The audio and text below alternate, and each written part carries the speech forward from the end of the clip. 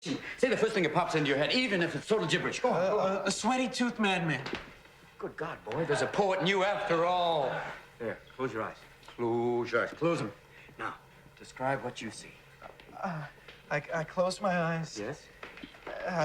And this image floats beside me. The sweaty-toothed madman. The sweaty-toothed madman with a stare that pounds my brain. Oh, that's excellent. Now, give him action. Make him do something. His hands reach out and choke me. That's it. Wonderful, wonderful. And all the time he's mumbling. What's he mumbling? Mumbling truth. Yeah. Truth like a blanket that always leaves your feet cold. Forget them, forget them. Stay with the blanket. Tell me about that blanket. You push it, stretch it, it'll never be enough.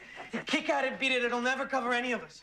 From the moment we enter crying to the moment we leave dying, it'll just cover your face as you wail and cry and scream.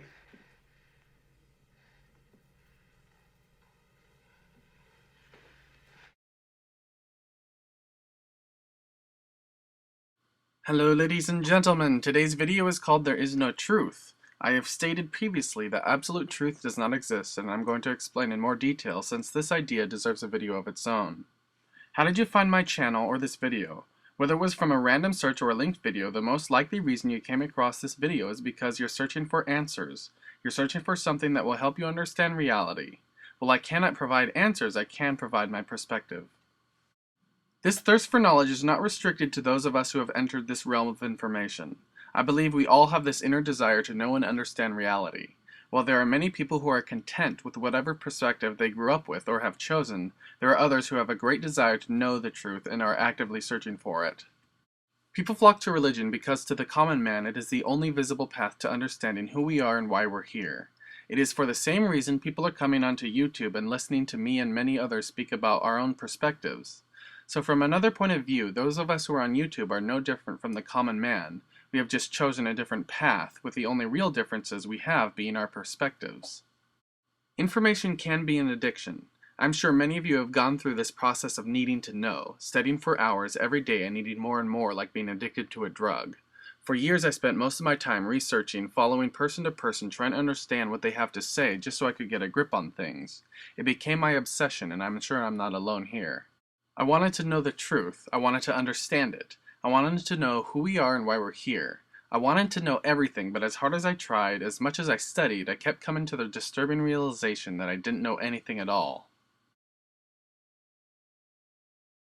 I've heard a lot of people use the Mayan calendar as proof that there is a coming doomsday or ascension of mankind. Well, what if the Mayans didn't make the calendar? It could have been made much more recently to be used for the exact purpose as it's being used now. Just because someone says they dug it out of a Mayan temple doesn't mean that it truly happened that way. You can't trust anyone, and you can't trust anything. I'm sure most of you have found that most everything you've learned is based on hearsay and faith. Faith that the speaker or teacher is in fact speaking the truth. We have to trust someone else's research because we don't have the time or funding to research it ourselves. We have to trust someone else's experiences because we have not or cannot experience them ourselves. But we can't trust these people. We can't put our trust in anyone, no matter how genuine they seem. It doesn't matter if it's myself, David Icke, or Will Koch, Project Camelot, or whoever it is you watch and listen to or read. They're not providing you truth. They're providing you possibility because that's all they have to offer. People see what they're looking for. Oftentimes you'll hear a speaker say, "Don't trust me, look for the information yourself." And you may do just that. The information is there, but it can't be trusted no matter what the source is. There are so many different views on reality and what the future will bring us. Some perspectives may be beneficial to you, and others may be very malevolent and actually hinder your own progress. These perspectives hold people in place and could be designed to do so. Some people believe in an Armageddon or Jesus is coming to smite all the non-believers. Some people are hoping for some natural disaster to come and wipe mankind off the earth. Some people believe evil aliens are coming to take over the planet. A meteor, a tidal wave, global warming, global cooling, Nibiru, solar flares, alien invasion, zombie apocalypse. Of course it's okay to be aware of the possibilities, but I see many people choose one of them and make it their reality.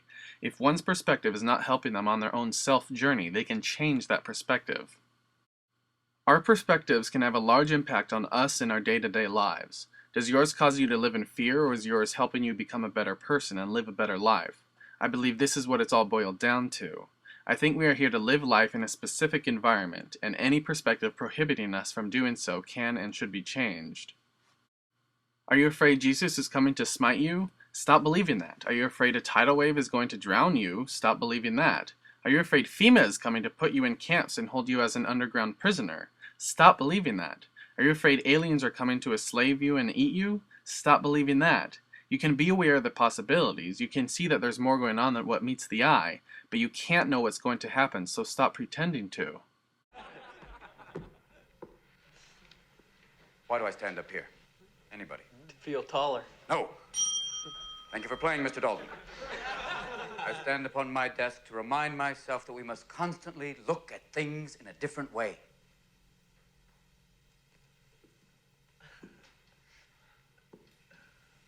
See, the world looks very different from up here. You don't believe me? Come see for yourselves. Come on. Come on. Just when you think you know something, you have to look at it in another way. Even though it may seem silly or wrong, you must try. Now, when you read, don't just consider what the author thinks. Consider what you think. Boys, you must strive to find your own voice.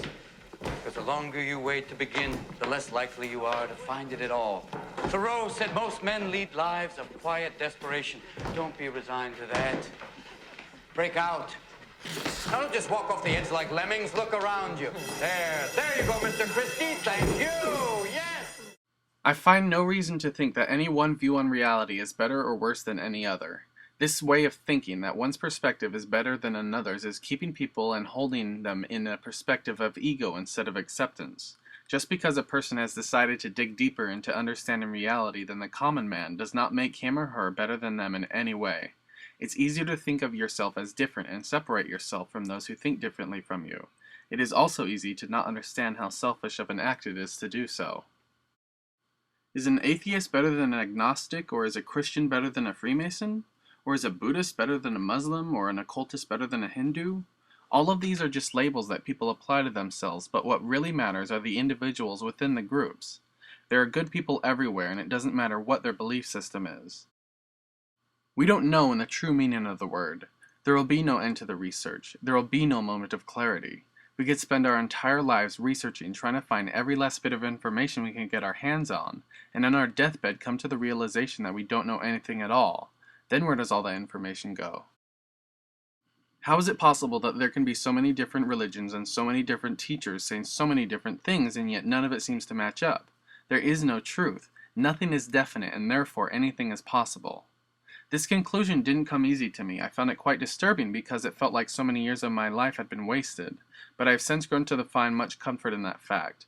Life is not about trying to know everything. Life is for living, so live it. My goal is not to tell you that it's pointless to research or pointless to try to understand. My goal is to help you keep your minds open. We don't know what's going to happen in the future. We can't know, but we can prepare to make the best of it, whatever it is. And now is a good time to start.